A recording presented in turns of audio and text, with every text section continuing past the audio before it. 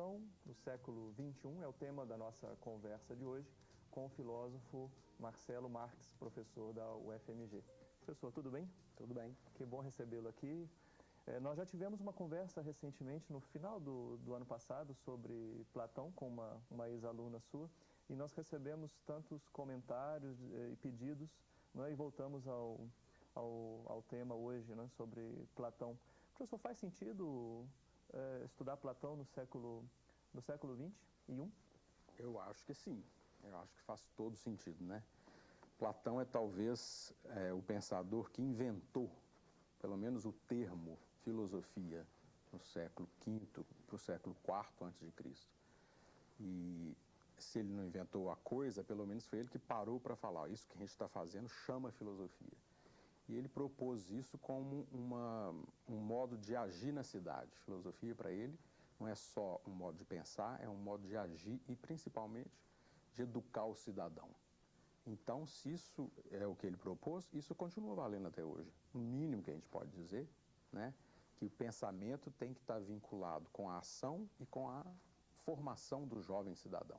Quais eram as preocupações, Marcelo, no momento que viveu Platão? Quais eram suas preocupações? Qual que era o contexto? Eu costumo brincar que, fazendo até um pouco um paralelo com o Nietzsche, que você estuda, né, que Platão pensava contra tudo, né? Ele é de formação aristocrata, ele é da elite da cidade, mas ele pensa contra os oligarcas, que seriam os representantes políticos da aristocracia, e pensa contra os democratas também. Ele pensa contra os poetas, ele pensa contra os retóricos, seriam os nossos oradores, né, os deputados, os jornalistas. Tudo que ele mexe, tudo que ele encontra, ele transforma. E a gente tem uma expressão de um professor francês que fala na transposição platônica. Eu acrescento um pedacinho, a transposição crítica que Platão faz com todos os problemas que ele encontra na cultura. E na vida da cidade, vamos dizer, na vida política, né? Ele conhece, ele estuda, ele tenta compreender tudo o que está acontecendo e dá uma versão própria, aí que ele vai chamar de filosófica, até então ninguém tinha chamado aquilo que ele fazia de filosofia. Então ele pega, por exemplo, os poetas, que é um tema clássico, né? Um tema comum da filosofia de Platão. Ele pega os poetas para criticar, para bater. E muita gente fala assim, mas Platão era contra a poesia, sem compreender que os poetas, na verdade, eram os grandes educadores da época, né? Um jovem cidadão, um aristocrata da época, mesmo em classe média ascendente, se ele vai ser educado, ele vai ser educado por aquela sabedoria que está na memória coletiva, tal como os poetas receberam, transmitiram e elaboraram. Então, se ele quer propor uma reforma, uma mudança boa, importante da educação, ele tem que bater em quem está mandando na educação. A gente fala educação hegemônica da cidade, que são os poetas. Em particular, o teatro e as tragédias, em que ele acha que no teatro os poetas veiculam ou transmitem ou incutem nas pessoas compreensões tanto dos deuses quanto do próprio ser humano, sobre o que é certo e errado, sobre os valores, concepções que estão erradas. Então ele pega pesado a crítica aos poetas, né? Para ficar só nesse exemplo. Se fôssemos pegar essa atitude de Platão da época dele, lá na Grécia Antiga, no século V para o IV a.C., e transpormos para hoje, eu acho que Platão ia bater na televisão. Que eu acho que é quem educa as pessoas hoje. É a caverna? A imagem da caverna que ele escreveu no texto dele, eu acho que se aplicaria perfeitamente, né? Eu acho que a televisão hoje tem um papel exacerbado, né? Não estou pensando em nenhum canal em particular, mas poderíamos e deveríamos olhar um e outro. Os pais entregam as crianças para a tela, né? Agora também com a internet, computador, teria que ver também, né? Essa educação aparentemente inócua, informal que vai acontecendo, mas é o que faz a cabeça das pessoas, é o que conta para as pessoas como que se veste, como que se ama, como que se faz amor, né? O que pensa, que opinião que você tem na hora de ir para o boteco. Tudo você tira da televisão. A notícia, o que é relevante, o que é importante conversar. Essa história dessa menininha que que foi assassinada lá, não sei por quem, né? E isso é assunto. A televisão nos informa e nos forma. Fazendo a transposição, né? Na época do Platão era a poesia e o teatro. Então, eu acho que se a filosofia, tal como Platão a pensa, tem o papel de ser crítico da educação e propor novas alternativas para a educação, hoje, uma filosofia inspirada, uma educação inspirada na filosofia platônica, teria que bater firme na televisão. Sim. E que, voltando assim, à época de Platão, que valores a tragédia passava que Platão percebia como sendo prejudiciais? Muita né? coisa. Por exemplo, do ponto de vista, já que o seu programa é sobre religião, né? Tem toda uma concepção dos deuses, numa crítica que ele não inventa, ele está recebendo de outros pensadores anteriores a ele. A ideia, por exemplo, de que Deus é causa de males. Ele achava isso um absurdo. Ele fala, não, porque os deuses, muitas vezes, os deuses dos poetas, na Grécia, são meras projeções dos defeitos e qualidades dos homens, né? Então, os deuses dos poetas são ciumentos, são invejosos, eles transam com todas, eles traem, eles se transformam, uma hora ele aparece de um jeito, uma hora aparece de outro. Então, Platão fala, não, esse negócio, os deuses pensados dessa maneira, isso aí está muito bagunçado, não pode não.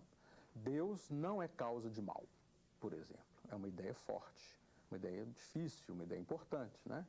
Nós até hoje ainda falamos assim, porque Deus fez isso comigo, né? Deus me fez sofrer. Platão fala assim, não, Deus não faz sofrer. Deus é causa de bens, de coisas boas. Vamos entender o que é o mal, vamos entender o que são. Muitas vezes, os males somos nós mesmos que causamos. Ou tem outras coisas inerentes à condição humana, o fato de ter um corpo, eu fico doente. Deus não tem nada com isso, não, né? Fiquei doente, foi Deus que me mandou a doença. Que Deus que mandou a doença? Então, os poetas no teatro e na tragédia, muitas vezes, põem os homens reclamando dos deuses como atribuindo ele as causas dos males, por exemplo, né? Então, isso era uma coisa que ele discordava.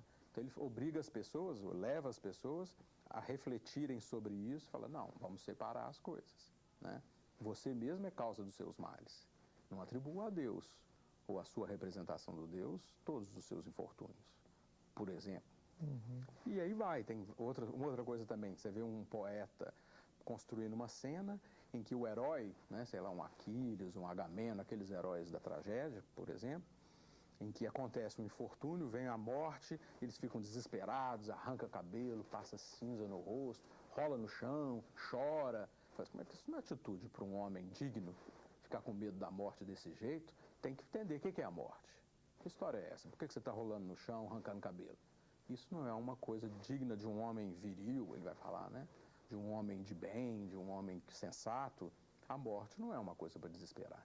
Quer dizer, é um assunto perfeitamente atual sempre, Sim. né? Você me lembrou que o programa é sobre religião, então vou aproveitar assim, Platão, pagão ou cristão? Pagão. Totalmente. Com certeza, ele vive, né, no século V, século IV. Uma provocação. Mas com certeza, aí não tem não, é questão de época histórica. O pensamento platônico, o platonismo, vai ser, muitas vezes, tomado como coincidindo quase que com a filosofia e com a cultura ocidental.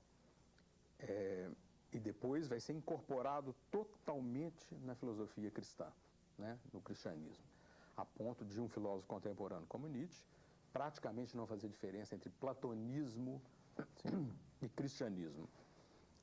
Mas vou deixando o Nietzsche à parte, mesmo que seja muito interessante, de fato, a cultura ocidental, né, o que nós chamamos de ocidente, europeu, obviamente, vai se formar a partir da fusão do que seria a cultura grega, na qual o platonismo é muito importante, e a cultura hebraica,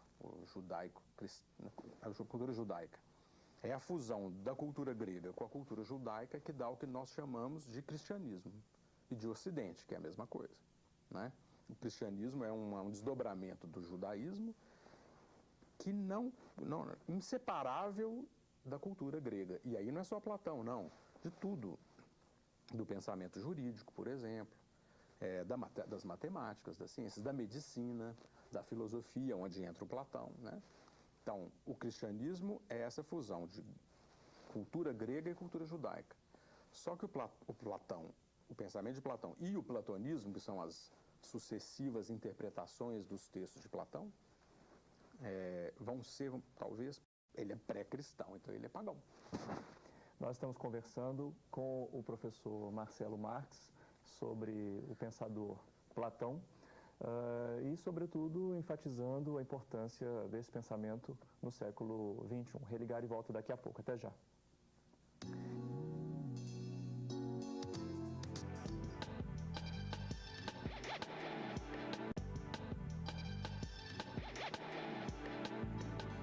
Estamos de volta com o Religare.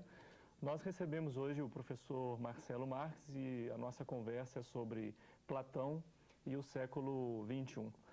Nossa conversa, Marcelo, no primeiro bloco, apresentou o filósofo, seu contexto, e você destacou a importância ou a preocupação de Platão com os temas relacionados à educação. Platão também é um pensador sobre as questões políticas do seu tempo. Mas as questões políticas e as relações educacionais em Platão não estão separadas, né? Exatamente. Como que se dá essa relação? É a mesma coisa, né? Ele pensa que a cidade tem que ser concebida enquanto um projeto pedagógico, né? Tem muitas ideias, muitos textos sobre educação. O texto mais famoso, é um grande clássico do Ocidente, é a República, que na verdade significa uma teoria da cidade, vamos dizer assim, né? Em grego você fala politeia. O que é a cidade? Quer dizer, o que é a comunidade política? E o forte, no fundo da discussão, é como fazer a educação dos cidadãos e dos governantes, né? Então, de fato, ele não separa educação e política. Tem várias ideias difíceis, inclusive, né? Ele tem um momento lá nos livros centrais da República, que ele está conversando com os jovens, né? Ele fala, eu vou fazer 3 propostas, que são 3 ondas, que vão chocar todos. Vocês se preparem. A primeira ele fala, a igualdade de homens e mulheres, no caso da educação, incluindo a educação militar e a formação para dirigente da cidade, ou seja, o que ele chama de filosofia. Isso é um escândalo para a época dele, a igualdade de acesso à educação. Uma outra mais difícil ainda que ele fala, que é comunidade de mulheres. Ele acha que as mulheres devem ser comuns a todos os homens. Olha só por onde que ele vai. A ideia dele é a seguinte, que os filhos não sejam considerados como pertencendo aos pais. Os filhos são da cidade. Se você tiver comunidade de mulheres, você não sabe quem é filho de quem. Então, todos os filhos são filhos da cidade, que é um escândalo também para a época dele, obviamente que para nós também. Terceira onda, que ele fala das 3, é o governo dos filósofos. Então, que os cidadãos devem ser governados e selecionados progressivamente até uma certa idade, terem o acesso a uma formação mais estrita, que ele chamaria de dialética, e esses seriam os governantes. E seriam escolhidos entre os que não quisessem governar. Os que quiserem governar não podem ser governantes. Então ele vai repassar toda a tradição, vamos dizer assim, da formação da nobreza, né? Da nobreza guerreira, depois da nobreza proprietária de terra, e vai recuperar elementos da formação dessa classe nobre, mas sempre transformando numa proposta própria. A base da formação da aristocracia, por exemplo, era ginástica e música. Você poderia dizer esporte e poesia, esporte e literatura. Eu poderia dizer hoje, traduzindo Platão para o Brasil, futebol e samba, perfeitamente, né? Obviamente pensando num sentido mais amplo, né? Uma formação física, uma formação de aptidão para os diversos esportes e uma formação musical né, várias áreas, incluindo dança, canto, literatura, poesia. E se nós formos olhar hoje a educação pública brasileira, é uma vergonha que nós ainda não tenhamos, nem minimamente, compreendido e aplicado uma proposta que já tinha sido feita por Platão no século IV a.C. São 2.500 anos que nós sabemos disso. Eu fico indignado com isso. Eu acho que nossos governantes em todos os níveis, municipais, estaduais e federais, não fazem essa reforma radical da educação porque não querem. Eu acho que é simples como isso. As ideias, a importância da educação para a vida agenda social, está mais do que demonstrada, as ideias estão postas. Eu acho que eles não fazem porque não querem. Eu acho que nós temos que responsabilizar moralmente os governantes por não atacarem para valer o problema da educação pública. E pelo que você coloca, não é nenhum projeto mirabolante? Pois é, não é? Essa ideia do Platão enviesada lá da comunidade das mulheres, a gente não precisa disso. Mas a ideia continua valendo. As crianças não são propriedades das famílias. As crianças são filhas da cidade, ou do Estado, no nosso caso agora, né? E são responsabilidade do Estado. Então, com essa ideia, Platão inventou a educação pública, né? Que nós até hoje não assumimos, né? Uma educação pública consistente, começando pela educação dos corpos, obviamente. Você vai numa cidade qualquer dessas, a periferia de Belo Horizonte, as escolas não têm campinho de futebol, sem falar em piscina. Então, eu acho que eu sou a favor de filosofia, por exemplo, que tem agora essa moda de filosofia para criança, filosofia, apoio, trabalho lá junto com o pessoal da Secretaria do Estado sobre a volta da filosofia, mas eu acho que, antes de tudo, tem que ter futebol na escola, tem que ter formação do corpo, formação, né, das várias atividades esportivas. Tem que ter samba. Duas coisas que nós fazemos bem, a escola ia ficar muito mais interessante, mais cheia de vida, a formação para a educação física e a formação musical. E continuar, obviamente, né, com horário integral, por exemplo, vinculando os professores às escolas, triplicando o salário de professor, para ele não ter que ficar dando aula correndo daquilo aí. Se você triplicar o salário, antes eu falava dobrar, agora eu já estou falando triplicar. Sim. Se esse negócio continuar demorando, eu vou falar quadruplicar. Vincula o professor à escola, você vai estar cheio de gente com doutorado querendo dar aula no primeiro grau. Te garanto, no ensino fundamental. Eu te garanto, você põe um salário decente, os meninos que estão terminando faculdade com formação excelente, com título de doutorado, eles vão querer dar aula, porque eles vão ser bem tratados, vão receber bem. Então, a posição da educação pública como um valor é uma coisa forte no pensamento de Platão, que absolutamente atual.